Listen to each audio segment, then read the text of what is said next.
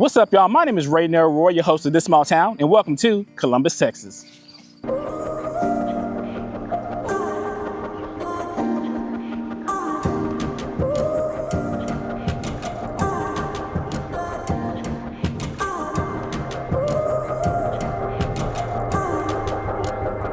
All right, y'all, so let's talk Columbus demographics. As of the 2020 United States Census, there were 3,699 people, 1,209 households, and 812 families residing in the city. Racial breakdown: 51% white, 17% black, 29% Hispanic, 2% mixed, and 1% Asian. 50% of the town is male compared to 50% that are female. Marital status: 22% of the residents have never been married, 57% of residents are married, 1% separated, 11% is widowed, and 9% of the residents are divorced. All right, so this is one of the first properties I came across as I entered Columbus, Texas. Yeah, I'm not sure what this used to be. Possibly a old gas station. I don't know. Now, I saw something else. Take a closer look. Yep, that's a dead vulture. It smells really bad. All right. Okay, so got abandoned gas station, dead vulture. Yeah, this is already feeling really ominous because the reason I'm here at this particular spot is because of this tree right here. All right, y'all, so I debated about whether or not to include this story into the episode because of its dark undertone. And in general, I like to keep my content fun, entertaining, and educational, but I also feel that it is my job to speak about the town's historical events. So with that being said, let's discuss the hanging tree. The time is October of 1935, and two African-American teenagers, Ernest Collins, 15, and Benny Mitchell Jr., 16, were returning home from gathering pecans. They crossed paths with a white teenage female, Geraldine Coleman, 19, who was riding her horse near her home here in Columbus. Coleman began to interact with the boys about their day of gathering pecans as she was doing the same. At some point during the conversation, Coleman was pulled from her horse, sexually assaulted, and killed by the teenage boys. Her body was later found in a nearby creek. Later, local officials focused suspicion on Ernest and Benny because they were seen picking pecans near the same creek. Law enforcement officers arrested Ernest and Benny and soon after reported that the young man had allegedly confessed to the crime. Following their arrest in October, authorities took Ernest and Benny to Houston for protection until their trial on November 12th of 1935. However, when the boys were being transported back to Columbus County Courthouse, the sheriff's vehicle was stopped on a bridge by several vehicles filled with armed men demanding the release of the boys, in which the sheriff complied. The boys were brought to this tree where 700 people gathered and witnessed the boys being lynched. Now, as I did my research on this story, I came across one photo of the apparent lynching. I studied the photo and compared the structure of the tree in comparison to the photo.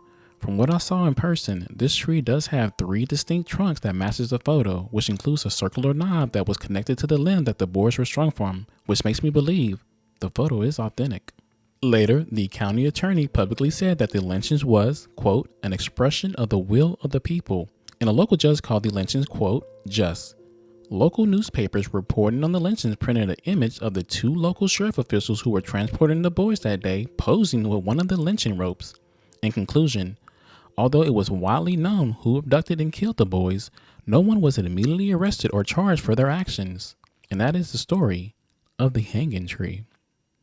All right, y'all, so let's talk more demographics. Household income. The average annual household income in Columbus is $122,040 per year, while the median household income sits at $54,713 per year.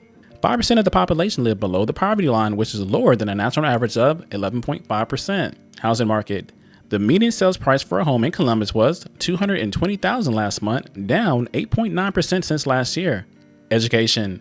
52% of the residents are high school graduates compared to the national average of 84%. 17% of residents are college graduates compared to the national average of 53%. Crime stats. The crime rate index of Columbus is 31.3 out of 100, with a scale of 1 being low and 100 being high. In comparison, the national average is 35.4. And that is your Columbus demographics.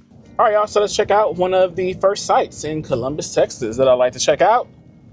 The post office. See what we got here. All right. So the Columbus post office looks very traditional. Solid. Nice looking building, nice brick. The tin is not rusted. Yeah. Looks like the mail trucks have all the wheels. This is nice, man. I'm giving this a 5 out of 5. Columbus gets a 5 out of 5 on their post office because it looks good. It looks good. I feel confident that if you do mail anything in Columbus, Texas, your package will arrive and probably smell like bluebonnets. All right, y'all, let's go to the next spot in Columbus, this small town. All right, y'all, so here is another small town landmark that I always like to check out. I'm always going to check out the post office, and I always will check out the fire department. So here's the Columbus Fire Department. Okay, nice. It looks like exactly like I expected. It looks very historic. It has a historical mark on it, of course, because everything in this town is historic. I think I've seen a doghouse with a historical mark on it. I'm not lying, y'all. So as far as the fire department, I'll give it a 3 out of 5 stars. 3 out of 5 stars. Looks cool, but it is clearly old. I'm pretty sure Fred Flintstone built this firehouse. All right, let's go on to the next spot in this small town. All right, we're going over the Colorado River here in Columbus. That's one trend I do see for most small towns that I've been visiting, that they've all been established next to some river. San Bernard, Colorado River, Brazos River, a huge one. So yeah, if you're going to establish a town, then a way of water seems to be the ongoing theme. All right, y'all, let's go ahead and start this journey of all these historical homes. All right, so the first historical home is going to be the Keith Taylor House. Right here to your left. Yep, that is definitely a nice looking home there. Yeah, so Columbus has a ton, and I mean a ton of historical homes. So you definitely will see a ton of dogs too. Oh, y'all, so here's another historical home, the Hancock Heller property. Oh, wait, no, I'm wrong. See, this is where I gotta get out the truck. This right here is the actual old general store. As you can see here. All right, so this is, I guess, the Columbus original CVS pharmacy. Yeah, that's nice. And it's connected to another building over here. The yard isn't maintained, so I don't think anybody is living here anymore. Let's see if I can see what the name of this one is. All right, this is the Hancock Heller home. Yeah, okay, I was correct. I thought the general store was over here to the right, but yeah, this is the Hancock Heller property. State of Historical Survey. So I guess the property, the house, was connected to the general store, which makes me wonder, does the Hancock people, did they also own the general store? I'll do my research on it. Let's see if I can give you some more details about it. Nice. All right, back to the truck. All right, so next, this whole row of businesses is beautiful, first of all. And they're definitely part of some historic sites. Not all of them, but some of them. Let's see here. Very classic looking. This one right here is the Rosenfield building, as such. Yeah, so it looks like the businesses are still in operation. Antiques. Every small town will have a antique shop. It's a cool looking bench right there. More antiques. Now, I don't think this one right here is open. But again, it has a lot of stuff. No trespassing. Live Oak Center. Some interesting architecture right there.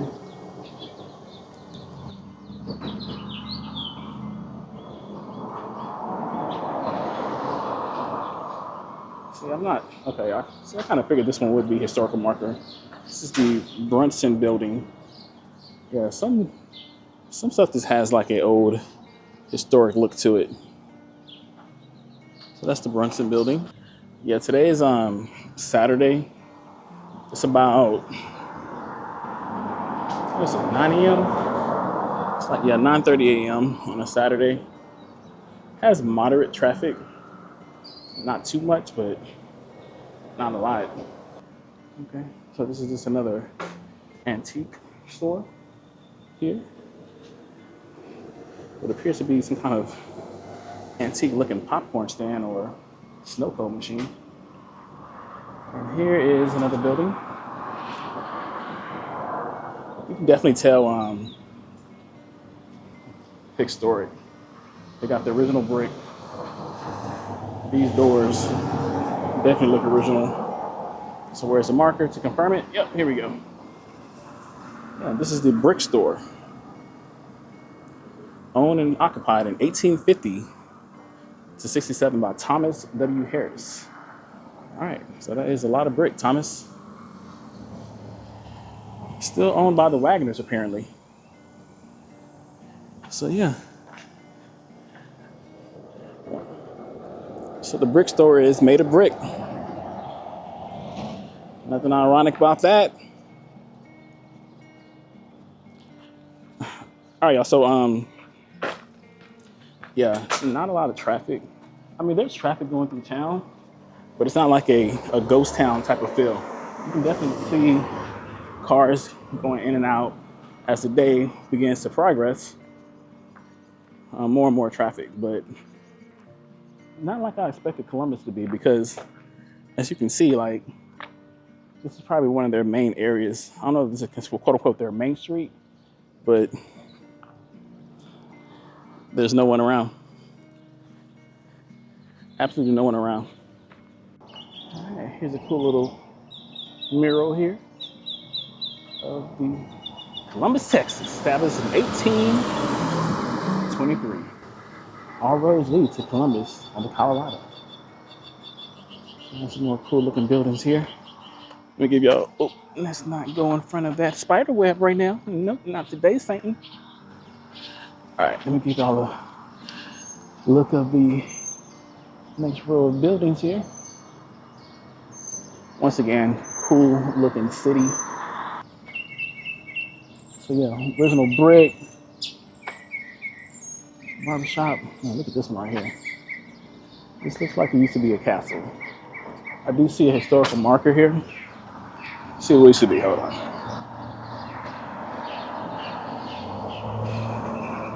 Historical site. The Interworth Ramsey Building. Okay. It wasn't built 1873. All right. 1870s, 1800s. So yeah, this is another building constructed in the 1800s, which by looking at the outside, I am not surprised that this building has been here since the 1800s. It's like a dang castle. All right, so this right here is the original water tower of Columbus turned into a Confederate museum, to my knowledge. Now, what's interesting is they removed the placard of the water tower. Why did y'all do that? So like it used to be the original water tower, and per my research online, it's now a Confederate museum. But the historical placard is missing. There's a little something over here. Here we go. Columbus Waterworks. In 1824, the Mexican government granted Elizabeth and Harris the land and water rights to this area for Stephen F. Austin. All right, cool. A fire in May of 1883 destroyed the actual foundation in bricks. Yeah, used to be a water tower. Now they say it's still a Confederate museum online, so I don't know. I'm not really sure because, like I said, they did remove the historical placard to say what it is now, or even what it used to be. But to me, it looks like a castle. But no, this used to be a water tower. Pretty cool. All right, y'all. Here's the next historical landmark. This is the Stafford Bank. And this is a huge bank. All brick. Very classic looking. Oh, it says for lease. Okay. So is it not a bank anymore? Like, what is this? Yeah, I'm not really sure what it is now. Is it a bank and a lease property? I've seen this whole metaling right here. I saw that on the other castle looking building that was built in the 1800s. Okay, this used to be the Old Stafford Opera House, built in 1886. Here's a nice house. Look at that. Yep, that is a beautiful home. Historical marker. This is the Stafford Miller House. Wow. That's a nice property. It was built in 1886, the same year the Opera House next door was built. Still standing, still looking magical. Only thing I'm thinking about, so I'm from Houston, how much my light bill would be trying to keep this house cool during the summer. Nope, I don't think so. Yeah, so once again, y'all, it's 9:30 a.m. on a Saturday, and I'm in the main section of the town, right? As you can see, like, this, I don't see not one other person walking around. No cars coming through besides through the main road that cuts through the town. So, yeah. It has a big town feel. I think I said the population was maybe around 3,800, but if so, I don't see anybody. 9:30 a.m. and there's nobody around. All right, this is crazy. All right, check this out. And that's what you call a courthouse. Let me tell you something, man. I don't care what I did. If I'm guilty, at least I'm going out in style. 1909 Colorado Courthouse. It has a couple of historical markers up front. It says the Ranger of Austin Colony. By March 1829, Stephen F. Austin had attracted about 1,500 colonists to Texas. This one over here says the Thomason family. Okay, what does the Thomason family have to do with this? Lived in Tennessee, Grant, League. This is what we call them rich folks. Some rich folks probably help fund some of the stuff you're seeing right here. Yeah, so the courthouse is definitely not open on the weekends, but it is huge. Has a really big clock tower at the very top of it. Once again, that's the same clock tower that you need if you need to go back in time or back to the future while traveling. Is it 62 miles an hour or 82 miles an hour? But yeah, you need that clock to get back to the future. All right, that is the county courthouse. Not much I can really see besides what I'm looking at. Huge structure, amazing. All right, y'all, so here is one of the churches located in Columbus. This is the First Methodist United Church. Here has some beautiful stonework to it. Let's see. It was established in 1848. Sold for $1. Bruh, if I can just go back in time and with my current savings account, I can live like a king. Amazing. Yeah, the First United Methodist Church of Columbus. Look, the architecture right there. And churches have like the best doors. Like, you know, if I get a house, I want a door like this. You know what I'm saying? Just for no reason. Beautiful. All right, y'all. Let's go back to the truck. All right, y'all. So here is the next historical site. The Abraham Alley Log Cabin. Built in the 1820s. Here we go. Keep wanting to say Abraham Lincoln for some reason. Okay, a little sign here. Texas in the struggle for its independence, 1823 to 1848. Yeah, they just have a whole cabin in the middle of the city. Interesting. Looks like it's barred in. Okay, definitely locked. All right, let me give y'all a inside look at this cabin. It smells like a cabin, if that makes any sense. I mean, low key, this is nice. This is nicer than a lot of houses I've seen before. No lie. And it has, what is this? Kind of masonry brick and wood. Look at that. It's like counting the days, 11 days. It's like a jail to me, I'm not gonna lie.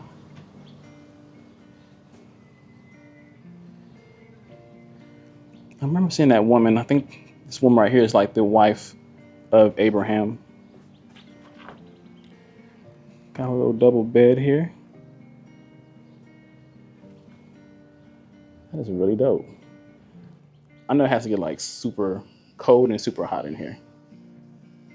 I don't know how I would figure it out, but in 1800 somehow I would have put an AC system in here.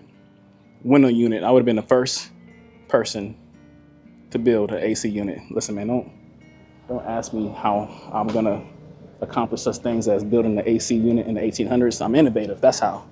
All right, so here is the next historical place. Delu Rose and Ira Albert Harris House here. When was this built? Everything I've seen so far has been built in the 1800s. And the usual feature after 1860. Okay, so yeah, another 1800s home. It actually looks like a duplex. Yeah, Della Rose Harris, 1825. She died in 1914. Yeah, that's pretty cool. Came to Texas in 1833. This house in okay, so the house was built in 1858. That is crazy. It looks like it might have y'all see the little window there? I have a basement. You know, you don't see basements in Texas, so that's pretty cool. Now, right next to the house built in 1858, you would never guess. What do y'all think is on the left-hand side of this house? Just guess. Put it in the comments below. I got $100 for anybody who can guess what's on the left-hand side of this house. You know what? I'll take that back. Some of y'all probably from here, so y'all know. The Santa Claus Museum. That's right, y'all. Columbus, Texas, for some reason, has a Santa Claus Museum. Look at that. I looked it up online. There's like 5,000 pieces of Santa Claus decor in there. I mean, low key, it's interesting. You know what I'm saying? If you have a fear of clowns, you might have a fear of this museum. Because, you know, Santa Claus, if you look at him, you know, rosy cheeks, red nose. I'm just saying, trigger warning. But yeah, I think they're open on Fridays from noon to 6 p.m. Only on Fridays, noon to 6 p.m. So this is the Townsend West House. Townsend West House. That is a bed and breakfast now? Yeah, that definitely looks like an historic home. Beautiful property as well. Beautiful property as well. A little scary looking, but beautiful nonetheless. All right, also here's the next historical marker, the Tate Centerburg Brandon home. Centerburg, I hope I said that right. Built in 1867.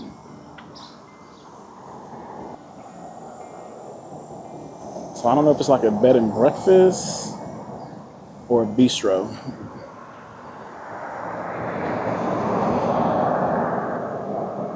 It's pretty much the same thing, right? Bed and breakfast and a bistro. This house is amazing. A little information about it there.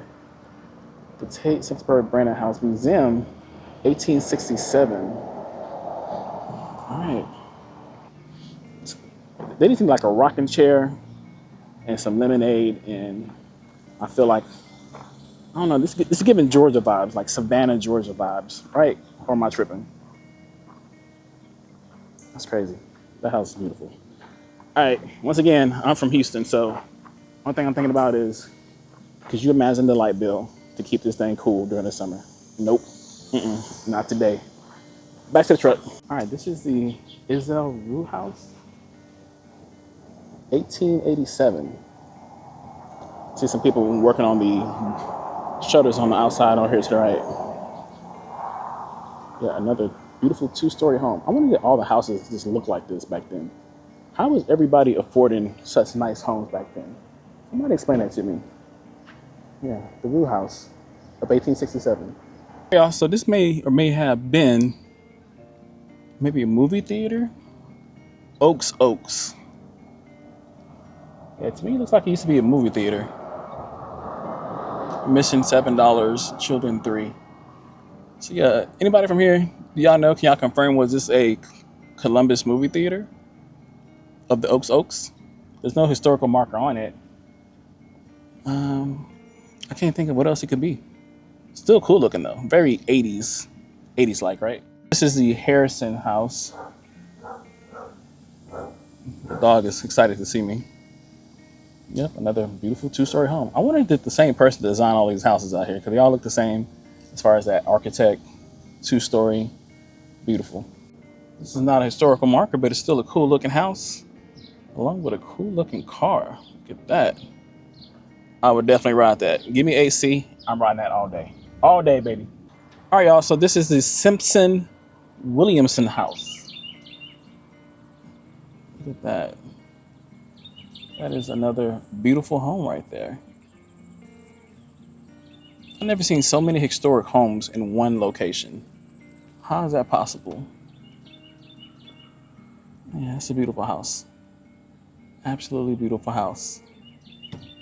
One of the things Columbus is known for, as we talked about earlier, is their oak trees. Look at this one. This oak tree has to be about 5 to 6 feet. Not 5. Yeah, it's probably 5.5 feet thick. That is absolutely insane. Also, it does have a historical home right here in the front. This is the Townsend Coliba house, built in mid-1800s. The owner, Edward, attached a second structure to the home. Yeah, it's built in the early 1800s. And it has one of the biggest trees I have ever seen. Jesus, look at that. How is that still standing? That is absolutely insane. So this is what I'm talking about when I say this city is known for oaks. Look at this tree. This is a huge tree. Look at that. That is absolutely amazing to see something that old. Like, how old is something like this? That is astonishing. And the branch just kind of just goes on forever. How is that possible? That's amazing. Houses look great too. Some more oak trees. Y'all, look how the trees have precedent over the right of way. The trees are literally sitting in the middle of the road, and the road is built around the oak trees. Have you ever seen something like that before? Houston, they would have cut these trees down so quick. just to make a sidewalk for bikers. You gotta respect Columbus for preserving nature like that. Matter of fact, there's a historical marker over there. Let's get a closer look.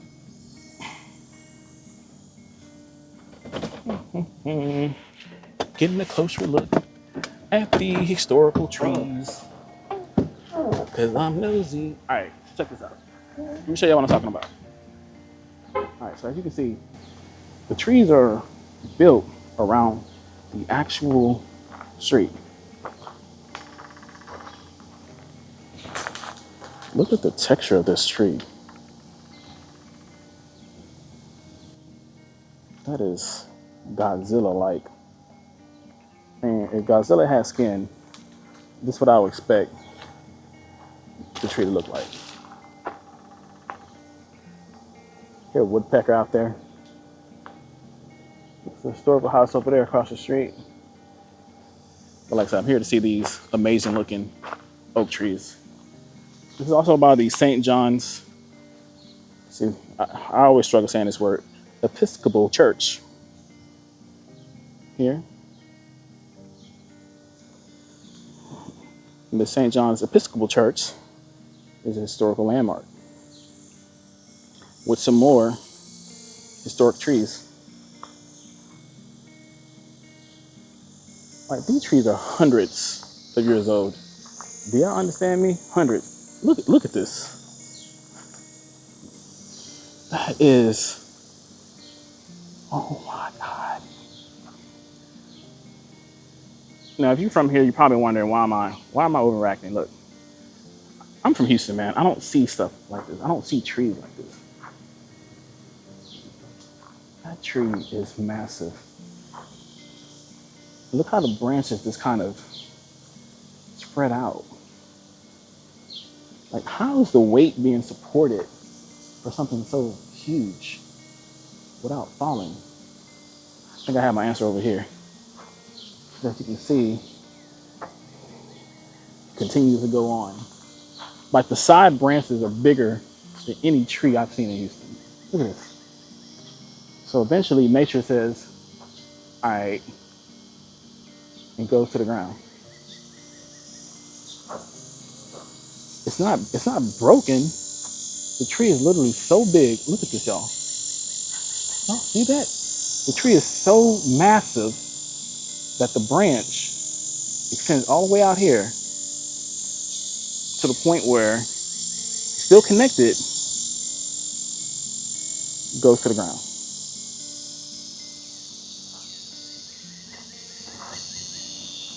That is amazing. Listen, man, like I say, y'all, I'm from the city, man. I don't see stuff like this, so I'm easily impressed by nature as far as all its beauty. Only thing I see in Houston is concrete. So when I come across a tree that's possibly 200 years old, I'm impressed. The kid in me wants to climb it, but I'm 43 years old.